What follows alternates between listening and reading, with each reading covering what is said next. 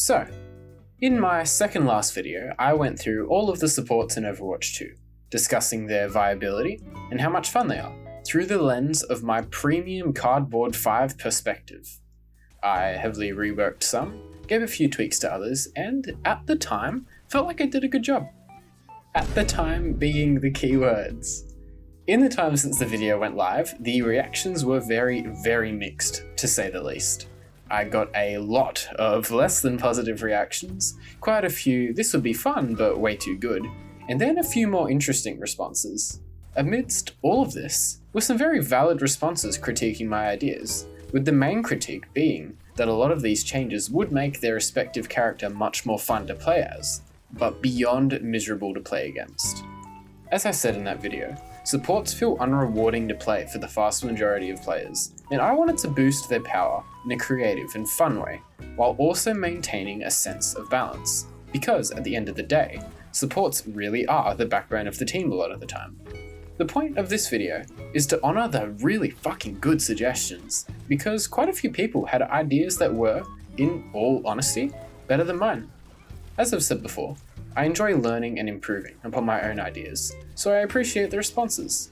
And as such, in this video, I am going to rework, change, or otherwise explain my reasoning for the lack of reworks to all the supports in Overwatch 2. Before I begin though, please do subscribe if you like the video, and also please do like if you subscribe the video, and also please do video if you like to subscribe. Thank you. Also, if you want more Overwatch content, or just generally like hearing my chocolatey rich voice, give these videos a try. They all have fairly high production quality, and I feel like I make my most concise points in them. Anyway, onto the video.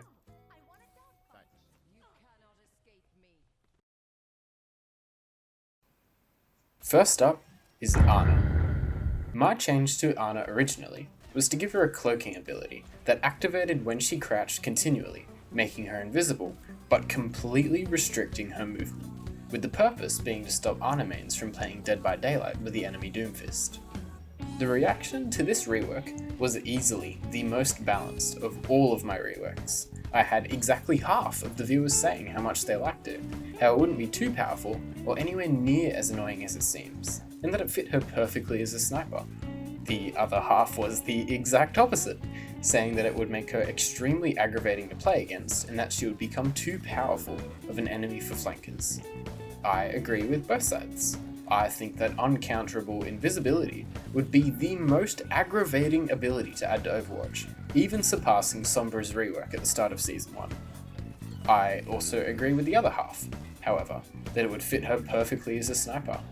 I agree that if handled badly, this ability would make fighting in Ana a chore, which I definitely do not want, which is why I want to very specifically point something out in my rework. Ana's invisibility would be nowhere near as irritating in practice as it is in words, for a few reasons. One, to maintain it, it would require the Ana player to hold crouched for the entire time, limiting her movement significantly enough that it would be extremely rare for it to be used as a reactionary ability, like Reaper's Wraith.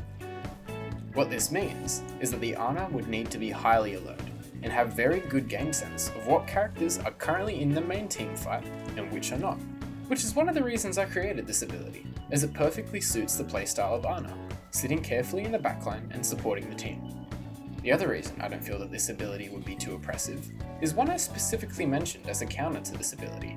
As part of the rework, I saw little to zero talk about compared to the invisibility buzzword. Ana is fully cloaked when only moving, but when she shoots or uses any ability, the cloak flickers and she is very quickly revealed. To visualize this best, think of Genji's mythic skin, but with a bit less flashiness. Ana would not be a defensive or an offensive threat while cloaked. The entire purpose of this ability is to be used smartly and cautiously, as incorrect usage will see her dying very quickly. Ana has zero mobility, and while a cloak would be a very powerful ability, it would only be powerful according to the player's choice of when to use it, as while it has a smallish cooldown.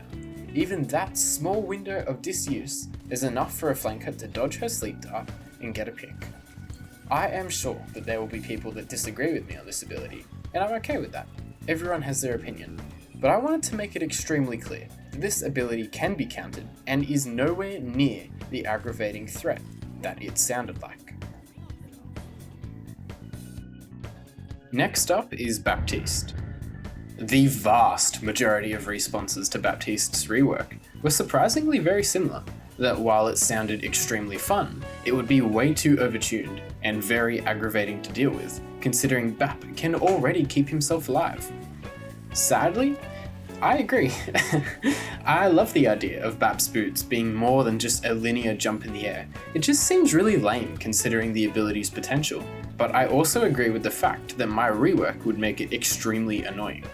Again, my absolute main focus of these reworks is to make them fun, engaging, and thoughtful to play with, and the same to play against. Another main thing I saw brought up was that Bap already had a big amount of survivability with his lamp and his regen, and that much more was just overkill. I also agree. I think that Bap's methods of self-sustain are some of the most boring, unthought-out abilities to use in Overwatch, but they are definitely powerful. So, taking all of this into account, I have quite a few changes to Baptiste's kit that will hopefully make him more fun to play against, and also take inspiration from the fact that his kit should be designed around stolen Talon technology, which I find hard to believe since he apparently only took Yeezy slides and a lava lamp. Let's get into it. To begin, let's start with these exo boots. I think they should be improved upon, just not to the stupid extent I did last video. The way I would change them is simple: remove the extra double jump, but keep the 5-second charge retention and directional leap. To balance this out, they would have a small but reasonable cooldown of 3 seconds. To explain my reasoning behind this, and with the variety of other changes I'm about to discuss, Baptiste's survivability can feel lame and kind of unrewarding a lot of the time. Is he fun? Yes. Is it fun to escape a flanker by clicking 2 buttons, then jumping up and down like the cat thing? No, it isn't. And I refuse to believe people find that specific part of his abilities fun, past the I confuse the flanker by jumping over them feeling. What this change does is just give Bap a little more agency in his own tools, as this ability is only ever used to escape, or get a decent angle for healing or damage. This widens Bap's usage a bit, allowing him to get back from spawn quicker, be more aggressive or defensive in a fight, and overall, just makes the player using him feel less railroaded into his playstyle, which is an issue a lot of other supports have. The cooldown would also give enemies a small window to get at him, and while it is a small window, this ability is linear, and still fairly easy to predict if the Bap doesn't use it smartly.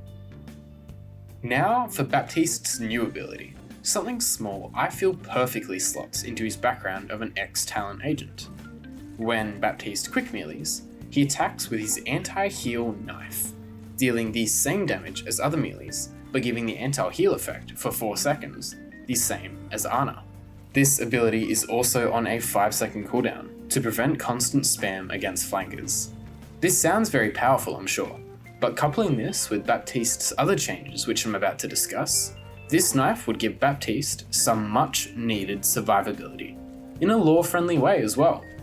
Talon is very warlike, and as such, I feel like it makes more sense to have more weapons stolen from Talon by Baptiste than boots and a lamp. Now, onto Baptiste's next ability, his wall. That's right, for reasons I'll discuss when I get to the lamp, I've swapped Bap's lamp and wall, and are changing both to suit their new positions. This new ability version of his wall boosts damage and healing by half, instead of doubling it, and lasts for 8 seconds, while on a cooldown of 15 seconds. What this new wall provides is several more options for Baptiste's playstyle. He can set up almost a mini fortress for a DPS like Hanzo or Widow, find a vantage point, and continuously heal his team, or a mix between the two, and just generally perform as an enabler/healer. This new wall just gives more options than the Ultimate version did, allowing Baptiste players to make thought-out plays surrounding the ability, instead of just deploying it once every 5 minutes. Plus, as I'm about to explain, I really dislike immortality or invincibility abilities, and even though the field has a huge cooldown, it is deeply unsatisfying to play against, and I feel this ability would be more fun to use and play against. Finally, Baptiste's new ult, his lamp. Now, I really dislike this as a regular ability, like it is currently in Overwatch. Immortality abilities exist to completely deny enemy heroes, which is not good game design in my opinion. Abilities should be counterable and counter other abilities, but not completely. Otherwise it becomes extremely unsatisfying to play. It's the exact same reason why people get annoyed at Kiriko. I really like her hero design, but compared to the other supports, she does a massive amount for the team, including providing invincibility on a short cooldown. I think the best solution to fix this is just to up the abilities in their status. For Baptiste, that means shifting his lamp into his ultimate to make it less irritating and more of an extremely powerful last resort, which I feel would be healthier to his kit and his enemies. Now to the changes. The lamp has a widened area of effect, for starters. It now reaches up to 9 meters in any direction and lasts for 8 seconds, up from 5. Its health is also increased, up to 300, to account for its expensiveness as an ultimate ability. The cost of it should remain the same as well, to ensure that it's used more cautiously and not just as an instant teamfight win. What this does is place the lamp in a much healthier position in my opinion. Its widened area of effect gives it a bit more leeway when Bap throws it. It lasts longer to provide better value against a Kiriko ult, for example, and has higher health, meaning it's harder for a single enemy to focus the lamp and then get the rest of Bap's team.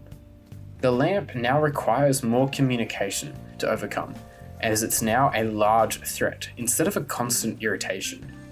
Obviously, this ability will still be irritating to play against. Having your big ult denied definitely is not fun, but I feel that in this form, it's far easier to deal with, in-game and mentally. To put all of Baptiste's changes into perspective, he now perfectly fits the role of a pseudo DPS/healer, a role he already excelled in before. His enhanced mobility, alongside reduced survivability by lamp, gives him a much more active and aggressive playstyle. He can take a high ground, set up a wall for his DPS, jump back and heal the tank, anti-heal a diving flanker, and then set up a new wall for himself to heal and damage. While current Baptiste is definitely a more active healer, I just feel that this version of Baptiste is far more fun to play against and to play as. Nobody enjoys playing as a heal bot, and this rework gives a boost to Bap's healing in a way that requires planning and forethought, giving him more time spent engaging the enemy than right-clicking 100 times. I also feel like this rework doesn't exactly boost his viability either. Baptiste isn't particularly better or worse with this change, he would just excel in, my opinion, the more enjoyable support playstyle, exactly how Kiriko does. Now for Brigitta. Brigitta is extremely hard to balance. She created one of the most unfun metas in Overwatch history, and now is the exact opposite, a forgotten shell sitting in the support class. It makes me sad, because I really love melee-based heroes in this kind of game, and I feel like she doesn't fulfill her tank support role at all in the slightest. Is she completely unplayable? No, of course not. But you can't deny that she is fundamentally weak and lacks anything that would set her apart from other supports and team value. Last video, I went a bit overboard with my original rework, giving her far too much kill potential and uptime in a team fight. My rework would have made it near impossible to shut her down, which should not be the case for any class except a tank. I do, however, stand by the fact that Brigitta should be able to hold her own longer than other supports in a team fight. And by hold her own, I mean more than just hiding and waiting for her health to regen. Brigitta is aggressive. Her healing is centered almost entirely around attacking, and I have a few ideas that give Brigitta power where it is needed, that don't absolutely overtune her into the menace she once was. Let me break it down. First up, a few small quality of life changes. Brigitta is too easily bursted down, and feels like she's flailing a strain of wet spaghetti with how low her damage is.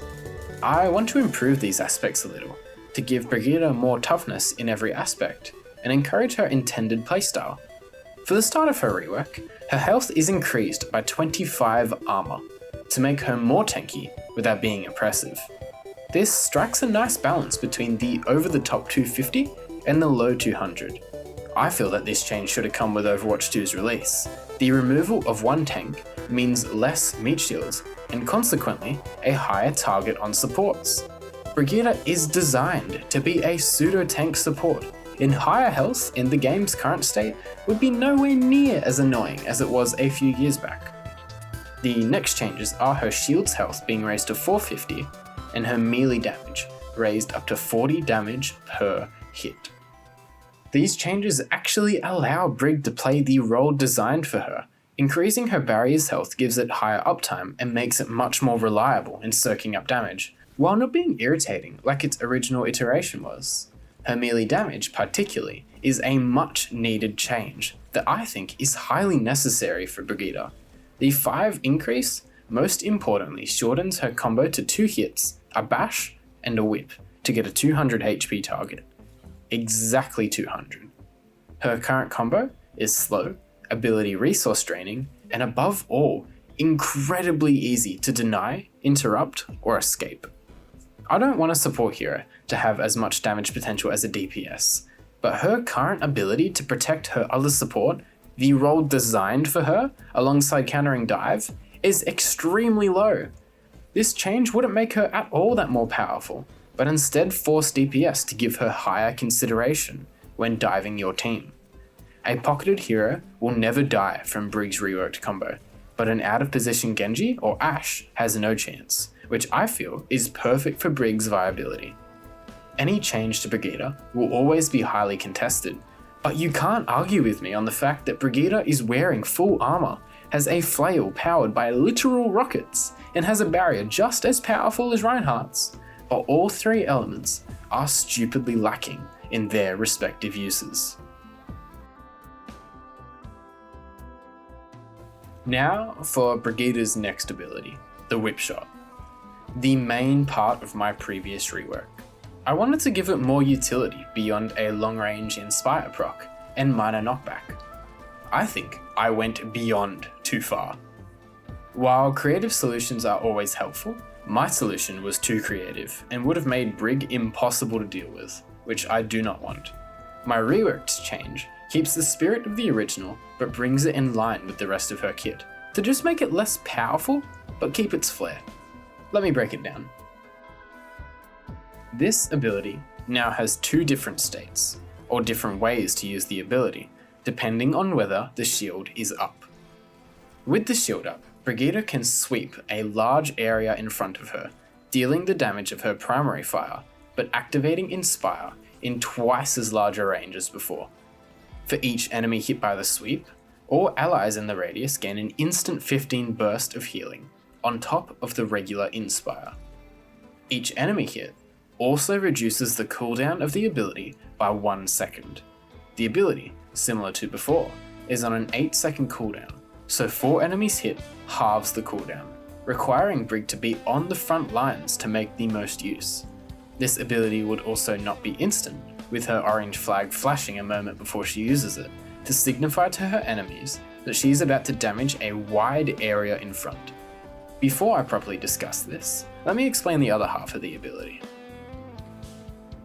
Using Whipshot without her shield up fires it forward like normal, but if 3 enemies were hit in the previous sweep, her flail will move faster, knock back further, and also extremely briefly stun enemies if they are hit by it. This ability would provide Brig with some much needed utility, giving her a reason to be more selective in her use of Whipshot, and instead save it for interrupting a singular ultimate.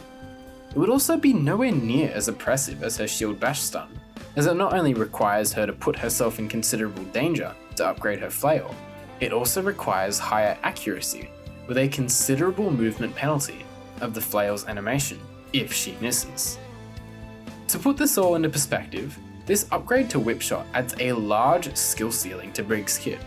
Coupling this with her existing healing from Repair Pack and minor boosts to her stats, she can much more consistently perform on the front lines, disrupting enemies and healing her allies, and overall, putting more thought into the usage of her abilities.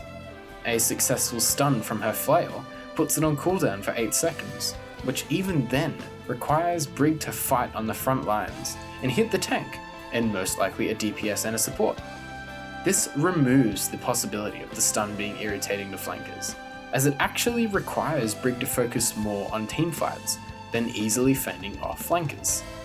She can still absolutely fight off a Genji, but it now requires skill and high game sense to get herself into a position where she can actively deny a flanker, which was the original purpose of her character design. To sum this rework up, Brigitta gains some much needed higher damage, bulkiness, and protective ability than she currently has. She can deal with out of position threats, survive better and give more value to her team fighting at the front of the battle, and, with enough skill, protect her supports from a single powerful ult, like a Nano Blade, which I feel is her whole purpose. This purpose was obviously very irritating in Overwatch 1, but this rework makes it far less consistent and much more skill-based to pull off. Think of Ana's Sleep Dart, an ability that requires accuracy and smart usage to make use of, but has a high penalty for bad use. To also mention the elephant in the room, I'm not touching Brig's ultimate. It's rumoured to get a rework soon, and while I'm not too hopeful in it actually making Brig fun rather than overpowered, I'll hold off judgment, including a rework design, until it releases. Overall, I feel like this version of Brigitta's rework is in a far healthier state than before. Let me know what you think in the comments. Now for Kiriko. Kiriko is a hotly contested point in Overwatch right now. She does a huge amount for the team, providing heals, damage and pick potential, high survivability across her passive and step, a counter to quite a few ultimates, and a status cleanse in one ability, and that's not even mentioning her ultimate. She is extremely valuable and beyond meta defining. Of course people are going to complain. There's always going to be an issue with whatever is currently being played. For example, the main meta of Season 1, Zarya and Sombra, was highly used, but objectively terrible for how unfun it was for everyone, except for the players using the meta characters. A similar example is the Roadhog meta. A one-shot kill at considerable range is very irritating, but not as bad as the Season 1 meta. My point is that there always will be something to complain about. The trick is getting the meta in that perfect state, where it's fun and not stale to use, and actually gives opportunity to avoid or counter. I think Kiriko is the perfect step to achieving that, as while she is by definition overpowered, it isn't anywhere near as irritating as previous definitions of overpowered, like Old Mercy or Season 1 Zarya. The only change I would give her is a slightly less duration on her Suzu's invincibility, as it feels extremely unrewarding to instantly get denied by an easy to use and readily available ability. I think the Suzu's sweet spot would be for it to act like a parrying tool, requiring more forethought and skill ceiling in its use, instead of just pegging it at your team when you hear a voice line. Currently it lasts for 0.85 seconds. I would just reduce that to 0.45 seconds to require more timing and less annoyance in its use. Now for Lucio. My Lucio change, as it wasn't really significant enough to be called anything else, was another one that after some reflection, I feel like I went too far. The current one-shot meta in Overwatch 2 was stale in the first week, and it's still not over. And while I do want Lucio to be perfectly slotted into that DPS healer role, an instant 200 HP pick, regardless of needing all 4 headshots, was too much. As I keep saying, I want these changes to be enjoyable to fight against as well, and that just isn't, unfortunately. Lucio's bullets do 20 damage each normally, and my change bumped that up to 25, meaning all 4 headshots did 200 damage instead of 160. Current Lucio requires all 4 headshots, a boop, and a melee to get a pick, which is difficult to do if you aren't absolutely fluent with Lucio's movement. What I'd like from a Lucio change is a small boost to his DPS potential, to set him apart from his current team speeder role that he has to use at the higher levels. Therefore, the only change I'd add to Lucio is a 3 damage boost instead of a 5. What this would give Lucio is a high skill ceiling but highly rewarding DPS playstyle, even more than what he currently has. 4 headshots and a boop would instantly get a 200 HP pick. This definitely sounds menacing, but let me explain. What this change would give Lucio is a much needed break from his rush meta playstyle, making it more rewarding to dual DPS at a slightly further range than before. To get a pick, Lucio would still need to use his boop, taking away his only defensive tool if he chased a DPS into the open to get a pick. While you may disagree with me on this change, Lucio is played constantly in a really boring way for everyone involved, and this change just makes it more viable to mix it up every now and again, in the best way for a Lucio player.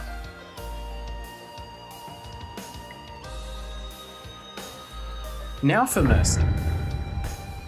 Mercy is a very hard character to balance right now. Her prevalence in the meta is entirely defined by her enabling ability.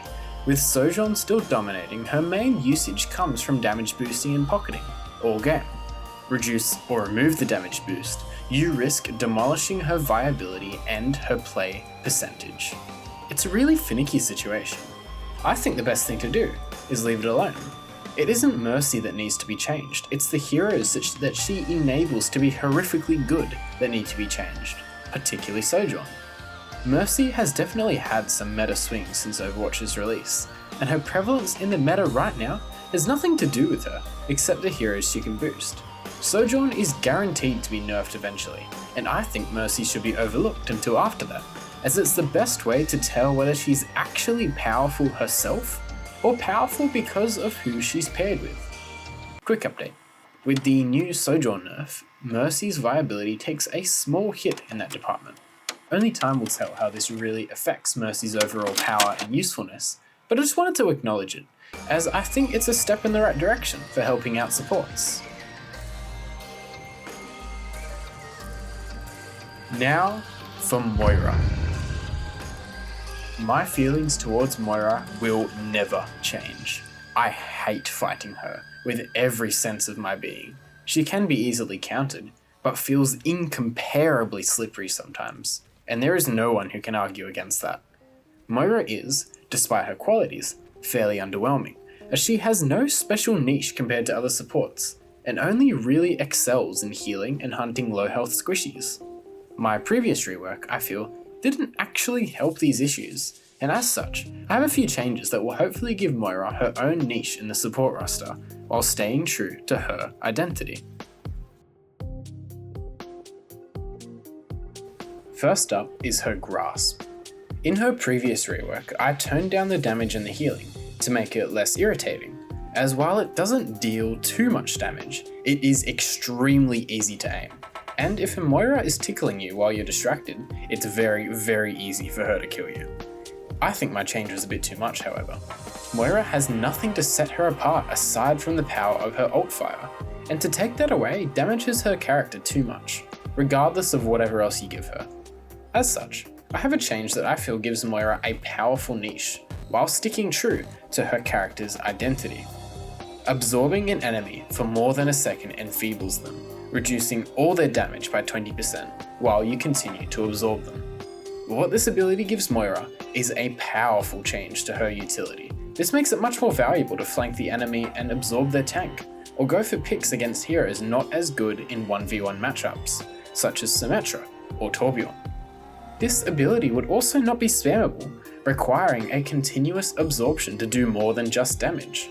I feel like this ability fits with Moira's character overall, and her playstyle. She can sit outside of a Death Blossom's range and reduce its damage. She can reduce a poorly planned Sojourn, or harass a Reinhardt attacking your team. To quickly mention the orbs, I don't think her orbs need a change. They fit well, and with the added utility to her absorb, changing them would be too much.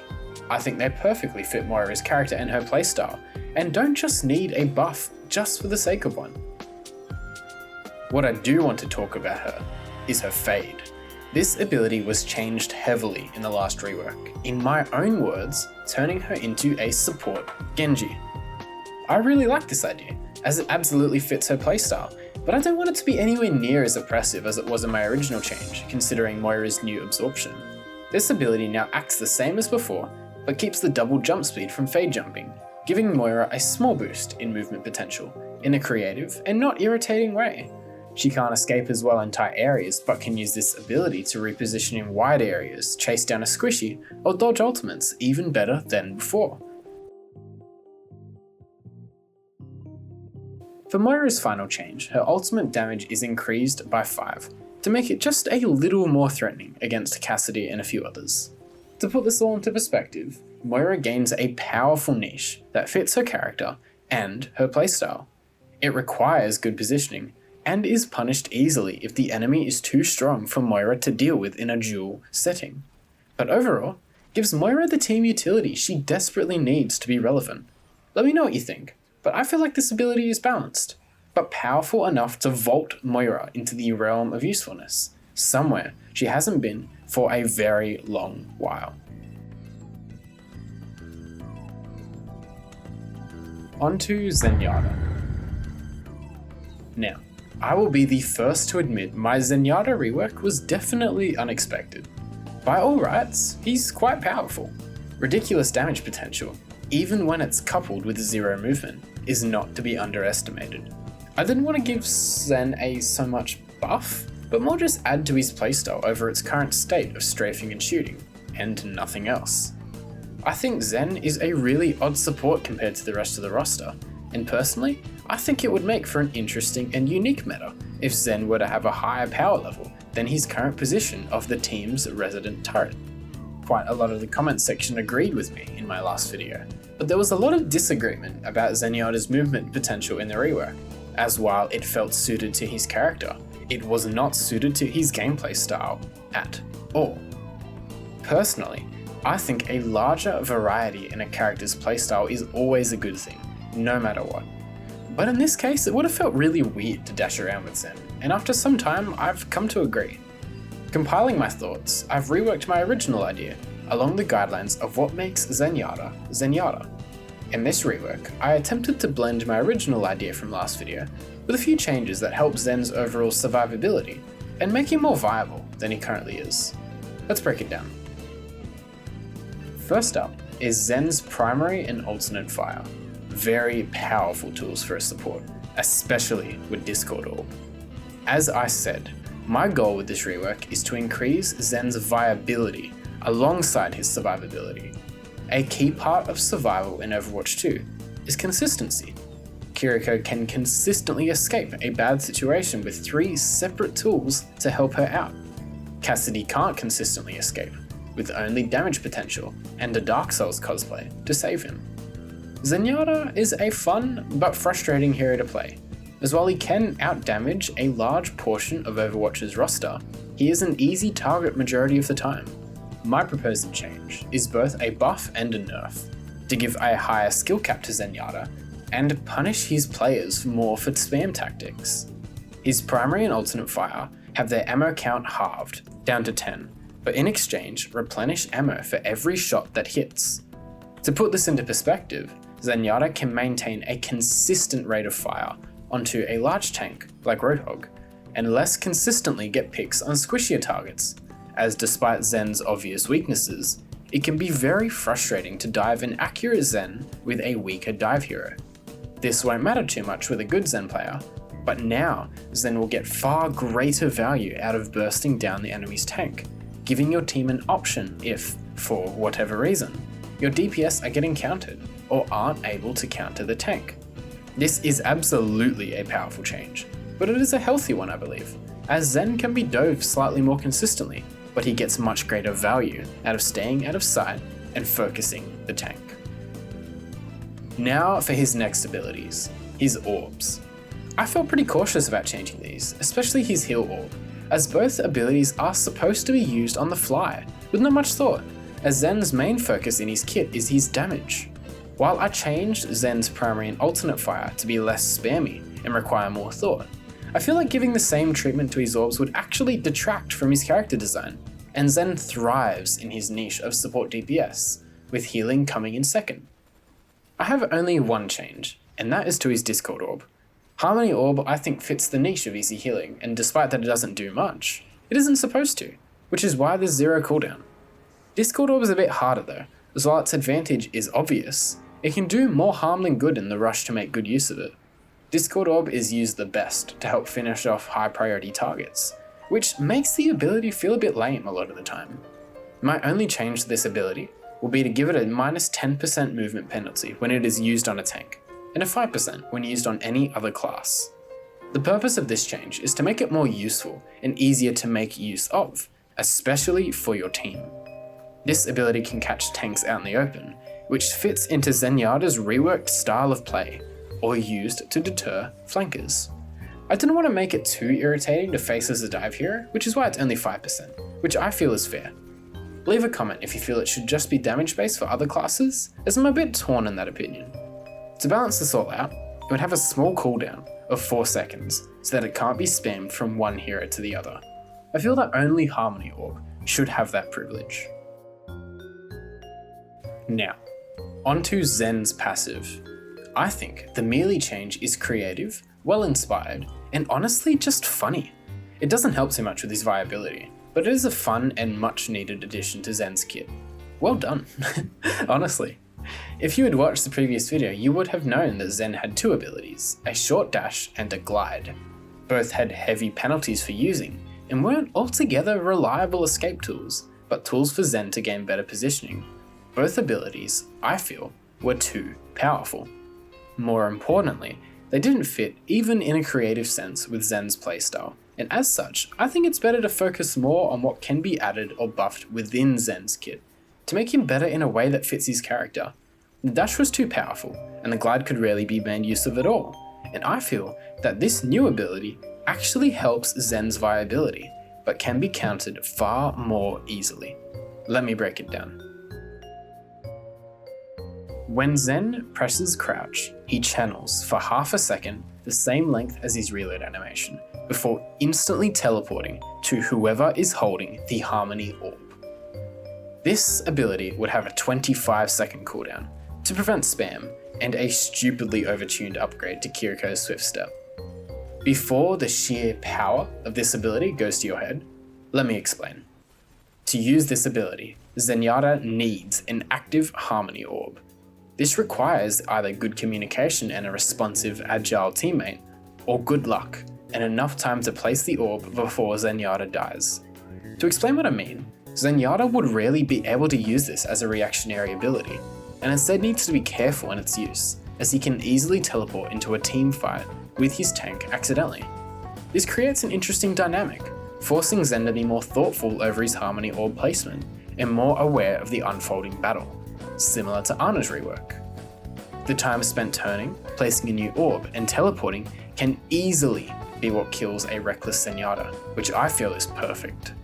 This ability adds a small tool to Zenyatta's arsenal, a last resort that, alongside its long cooldown, can be easily punished, and gives the most reward to an attentive player. Zenyatta also would not be able to use this ability to help teammates all that much, as his healing potential is low, and to use his ability in that way, he needs to waste a Transcendence. You might disagree, but I feel like this ability is far more counterable than my original design, and gives Zenyatta some much needed flair.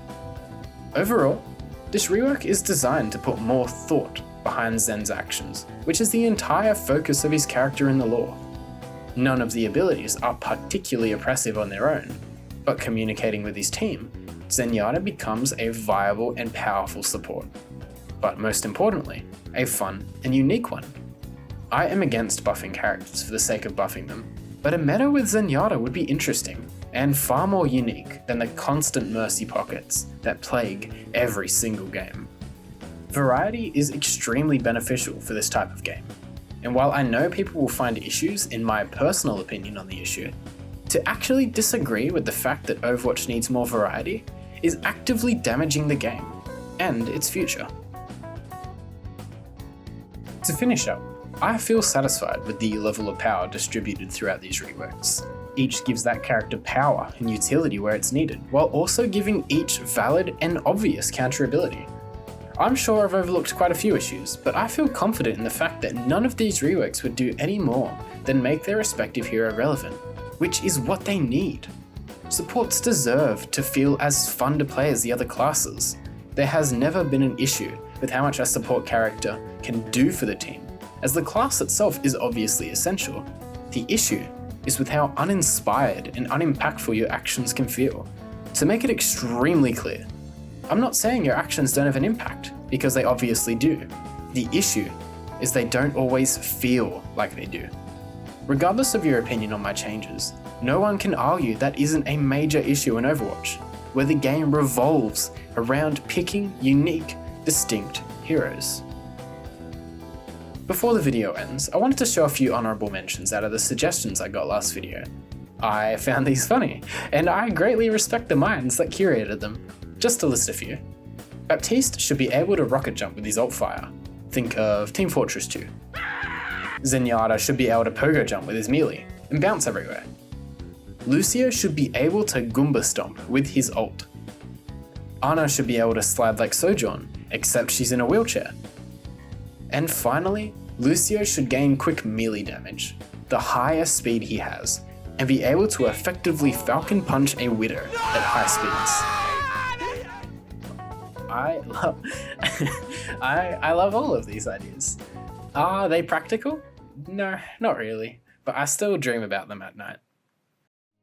Anyways, thanks for watching the video. I'm sure this will get a fair amount of disagreement, but I still absolutely think that this is a far better way to explain and propose a solution to an issue than just complaining and waiting for something to change. I don't think any of these changes would ever be utilised in the main game, but what I do think is that creativity is what Overwatch thrives on, so more is never necessarily a bad thing. Subscribe if you liked the video. I've got a few things lined up centering around From Software's beautiful creations, so hit the bell if you're interested. Thanks for watching.